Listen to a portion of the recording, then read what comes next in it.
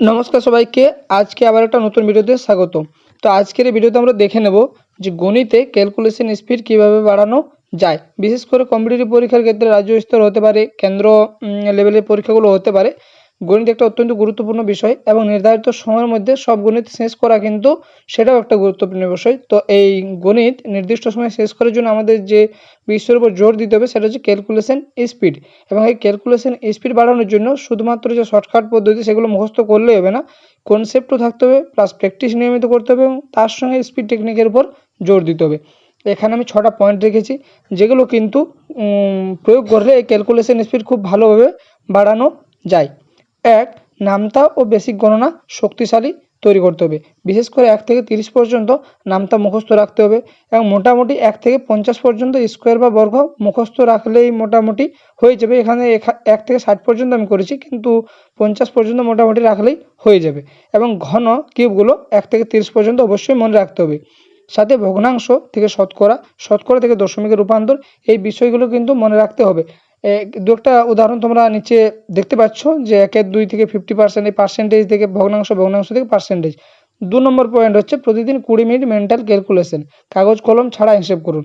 এখানে আমি বলবো নির্দিষ্ট সময় দেওয়ার দরকার নেই। আমরা প্রতিনিয়ত যে হিসাবগুলো করি সেগুলো যদি আমরা মনে মনে হিসাব করি এবং তারপর সেটাকে উত্তর মিলিয়ে দেখি তাহলেই কিন্তু হয়ে যাবে। আলাদা করে এখানে টাইম দেওয়ার দরকার নেই, কারণ আমরা বিভিন্ন সময় দোকানের হিসেব হতে পারে বা যে কোনো হিসেব হতে পারে। বিশেষ করে এখানে আমাদের ব্রেনটাকে ব্যবহার করতে হবে এই মেন্টাল ক্যালকুলেশনের জন্য, তাহলে অনেক সময় কী হয় আমাদের তাড়াতাড়ি বুঝতে সুবিধা হয়। 3 নম্বর পয়েন্ট রেখেছি এখানে বেদিক ম্যাথ এবং শর্টকাট টেকনিকগুলো শিখতে হবে।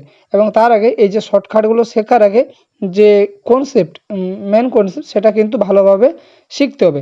এই যে একটু আগে বললাম square, cube, percentage, ratio, average, simplification, multiplication tricks, এগুলো কিন্তু খুব ভালোভাবে মোটামুটি একটা নির্দিষ্ট সময় দিতে হবে।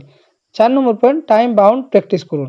নির্ধারিত সময়ের আগে যদি আমরা প্র্যাকটিস করি তাহলে কিন্তু খুব ভালো হয়।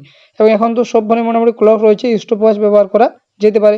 Simplification 10 minute, percentage 10 minute, ratio 10 minute, এভাবে আমরা যদি নির্দিষ্টভাবে করি তাহলে খুব ভালো হয়। অ্যাকুরেসি কিন্তু 95%-এর আশেপাশে রাখতে হবে। খুব যদি 100% আশেপাশে থাকে খুবই ভালো, কিন্তু মোটামুটি 95%-এর নিচে না যাওয়াই ভালো। এবং স্পিডটা ধীরে ধীরে বাড়াতে হবে। একেবারে স্পিড হবে না। নির্দিষ্ট সময় প্র্যাকটিসের পর একটা হয়তো 2 মাস পর, 3 মাস পর থেকে ধীরে ধীরে স্পিড বাড়তে শুরু করলো। পরে যদি আমরা চলে আসি যে 5 নম্বর পয়েন্ট প্রতিদিন ক্যালকুলেশন ড্রিল, মানে প্রতিদিন আমাদের ক্যালকুলেশনটা কিন্তু আমাদের মাইন্ডে খাটাতে হবে। যোগ হতে পারে, বিয়োগ হতে পারে, গুণ, ভাগ, শতাংশ, শতকরা, যাই হতে পারে, সেগুলো কিন্তু আমাদের প্রতিদিন নিয়মিত ব্যবহার করতে হবে। একই ধরনের প্রশ্ন বারবার করলে মস্তিষ্ক দ্রুত প্যাটার্ন চিনতে শিখে। তাহলে আমরা যদি নিয়মিত আমাদের মাথাটাকে ব্যবহার করি তাহলে খুব সহজের মধ্যেই আমাদের অন্যান্য হিসাবগুলো করতেও কিন্তু সুবিধা হয়। অর্থাৎ আমাদের প্রতিদিন আমাদের মাথাটাকে খাটাতে হবে। 6 নম্বর পয়েন্ট গুরুত্বপূর্ণ মানগুলো মুখস্থ রাখুন। যেমন √2, √3, √5 বা পার্সেন্টেজ থেকে একটু আগেই যেটা বললাম ভগ্নাংশ, সেগুলো কিন্তু অবশ্যই মনে রাখতে হবে যতটা সম্ভব।